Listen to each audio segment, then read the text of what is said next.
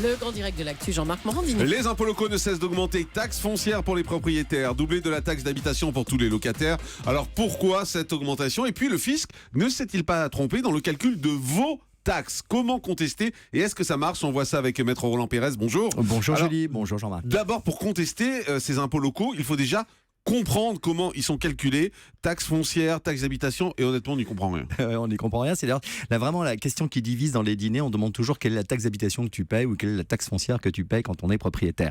En fait, il faut savoir que c'est assez complexe parce qu'il y a ce qu'on appelle une fiche de calcul.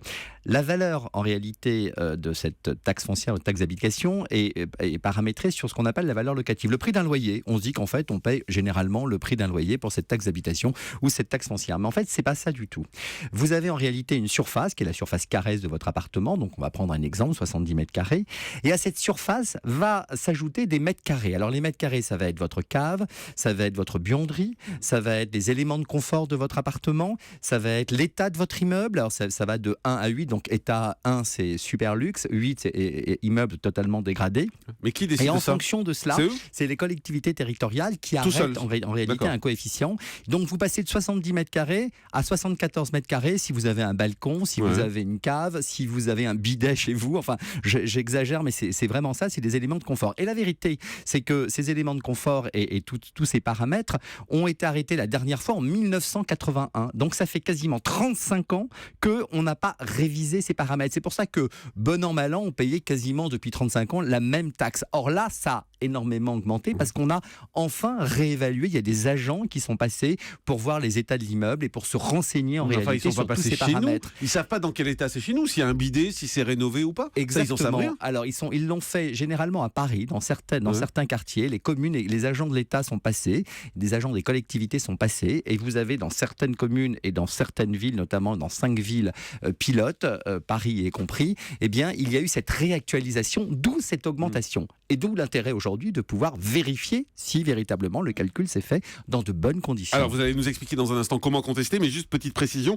il y a des gens qui sont exonérés quand même. Oui, il y a des gens qui restent et qui sont exonérés. Alors évidemment, les étudiants qui ont des faibles revenus sont exonérés. Donc là, il faut qu'ils justifient de leurs revenus. C'est un peu moins de 10 500 euros, 10 686 euros par an. Donc, et puis s'ils ont des personnes à charge, il faut qu'ils les déclarent.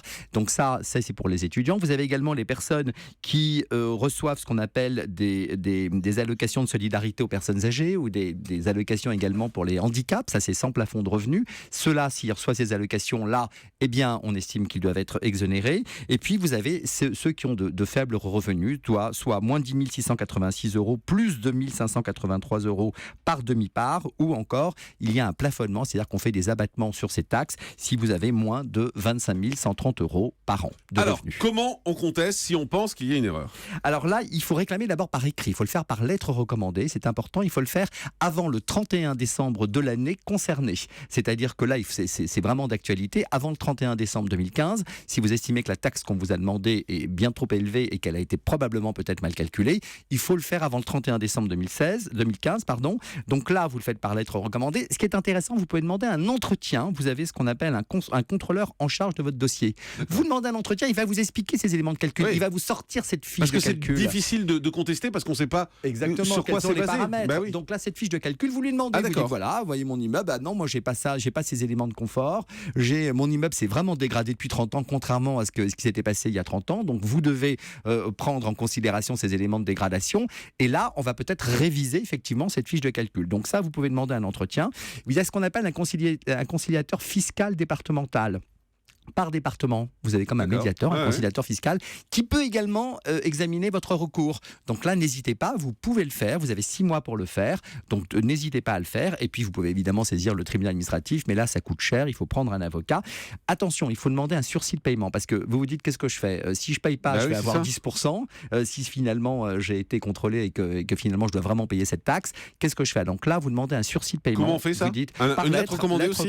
Vous contestez, vous dites, et dans cette attente, pouvez-vous m'accorder un sursis de paiement pour pas qu'on vous applique cette pénalité de 10%? Mais on doit attendre la réponse. Bah non, généralement, si vous le demandez, vous ne payez pas en attendant. Ah d'accord. Vous demandez Il suffit de demander pour pas payer. Et on va vous répondre. Et puis, vous pouvez, sachez que si vous avez à payer une somme inférieure à 4 500 euros, de toute façon, vous pouvez venir de principe des délais. des délais de paiement, n'hésitez pas à les demander, vous les aurez d'office pour des taxes de moins de 4 500 €. C'est bien, c'est pratique ça. Moi Voilà. aussi, je vais demander un sursis de paiement pour payer votre salaire, c'est pas mal. Non, ça je vous le conseille. Tout de suite sur Europe 1. Merci, maître Roland Pérez. Dans un instant, le dernier mot de Thomas Joubert.